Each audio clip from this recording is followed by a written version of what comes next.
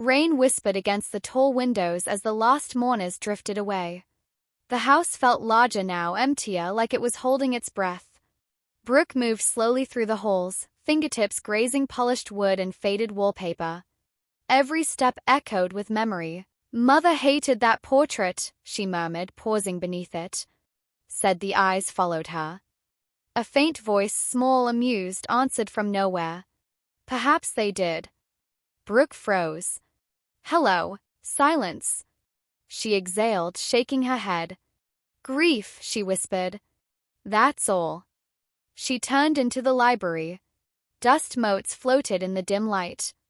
The shelves loomed high, packed tight with books her father had loved. She reached for one, an old volume bound in cracked green leather, and pulled. Click. The sound was soft but unmistakable. The shelf shifted. Brooke stepped back, eyes widening as a section of the bookcase slid aside, revealing a narrow passage. Cold air breathed out from the darkness. "Father," she whispered. She grabbed a candle and stepped inside. The passage led to a small hidden chamber. At its center rested a sword, slender, elegant, perfectly balanced even at a glance. Beside it lay a simple note. "For when truth must cut deeper than lies." Her fingers trembled as she reached for the hilt. The moment she touched it, a flicker of crimson light burst into the room, and something tumbled out of it. Oh! That landing was entirely unnecessary. Brooke stumbled backward. A small figure hovered mid-air, dusting himself off. Barely the size of her forearm, with sharp features, ember-bright eyes, and wings that shimmered like heat haze. He looked up and stopped. "Oh," he said softly. She stared. He stared back. Then he grinned. "Well," he said, folding his arms, "if I'd known I'd be summoned by you, I'd have fixed my hair first." What are you?" Brooke asked. He bowed mid-air, dramatically. "An imp at your service. Bound, apparently, to that sword you've just claimed." He tilted his head. "And you are devastatingly interesting." She blinked. "My parents just died." His grin softened, not gone but gentler. "I gathered," he said quietly. Then lighter again, "still devastatingly interesting." Despite herself, she huffed a small laugh. "What's your name?" she asked. "Call me Merle," he said. "And you?" "Brooke." He tested it like a flavor. "Brooke," he repeated. "Yes. I like that." She looked down at the sword, then back at him. "Why are you here?" Merle drifted closer, lowering his voice. "Because," he said, "that blade remembers things, and so do I." The chamber dimmed as Merle waved a hand. Shadows gathered, twisting into shapes. "Careful," he said. "This part isn't pleasant." The room transformed. Brooke gasped as the library appeared again, but brighter, alive. Her mother stood near the fireplace, tense. Her father faced a man near the door. Her uncle, older, colder, smiling without warmth. "Brother," her father said carefully, "this is not a matter for threats." Her uncle laughed softly. "Everything is a matter for threats when one lacks imagination." Her mother stepped forward. "You're asking us to surrender legal claim to land that has been in our family for generations." "I'm offering protection," the uncle replied smoothly. "You lack influence." "I do not." "We lack corruption," her father said. A flicker of irritation crossed the uncle's face. "You always did confuse morality with weakness," he said. "And you," her mother snapped, "confuse power with entitlement." Silence fell. Then, "You will sign," the uncle said quietly. "No," her father replied. The word hung in the air. "Final." The uncle sighed. "That is unfortunate." He reached into his coat. Brooke's breath caught. "No," she whispered. The memory continued. Her mother moved first. "Don't you dare." A flash. A sharp crack. Her father staggered. "Brooke," he gasped, though she wasn't there. Her mother screamed, lunging. Another shot.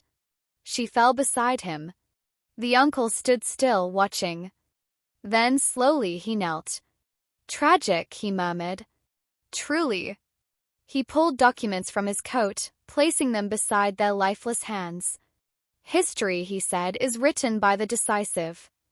The vision shattered. Brooke collapsed to her knees, breath ragged. He killed them, she whispered. Merle hovered nearby, unusually quiet. Yes, he said softly. Her hands clenched. He took everything. Yes. She looked up, eyes burning. I want it back. Merle smiled, not playful this time, but sharp. I was hoping you'd say that. Night cloaked the stronghold in silence. Brooke crouched near the outer wall, clad in dark leather, the sword strapped neatly at her side. Merle hovered beside her, peering upward. Your uncle certainly compensates, he said. Tall walls. Heavy guards. Very dramatic. Focus, she whispered. I am focused, he said. On your plan being only moderately reckless. She smirked faintly. You like it. I like you, he corrected. She rolled her eyes but didn't hide the smile. Diversion, she said. Merle saluted lazily. With pleasure. He darted off. Moments later, a crash, a shout, then chaos. Guards scrambled toward the noise as lanterns fled to life. Brooke moved. Quick. Silent. She scaled the wall, slipped through an open window, and vanished into the corridors. Inside, the bastion was colder than she expected. Less like a home. More like a vault. She reached the study. Locked. She drew the sword. Let's see what you remember, she murmured. One precise strike and the lock split cleanly. Inside, papers lined the desk. Drawers. Hidden compartments. Brooke, Merle's voice whispered urgently as he reappeared, you have approximately, let's say, no time. Almost. She froze. A small device blinked on the desk. Recording. She pressed it. Her uncle's voice filled the room. Necessary. They refused. What choice did I have? Another voice, fearful, answered, Sir, if this is discovered. It won't be, her uncle said coldly. Because those who discover it won't live to speak. Brooke's breath steadied. This is it, she said. She grabbed the device. Footsteps echoed outside. Merle snapped his fingers. The torches flickered wildly, then went out. Darkness swallowed the corridor. What did you? She whispered. Bought you seconds, he said. Use them. She slipped out, heart pounding. A guard rounded the corner. And tripped over nothing. What? Merle winked midair. You're welcome. Brooke ran. Wind tore at her hair as she reached the edge of the city. Behind her, shouts. Torches. Horses. They're persistent, Merle noted. They're desperate, she replied. She reached a small outpost, abandoned but still powered. Come on, she muttered, working quickly. The device connected. Uploading. A progress bar crawled forward. Merle hovered close. You realize, he said lightly, this is the part where everything either works or gets dramatically worse. She glanced at him. Stay with me, she asked. He smirked. Try and stop me. The upload hit 100%. A soft chime. Done. Brooke exhaled. It's out there. Merle grinned. Then your uncle is about to have a very bad evening.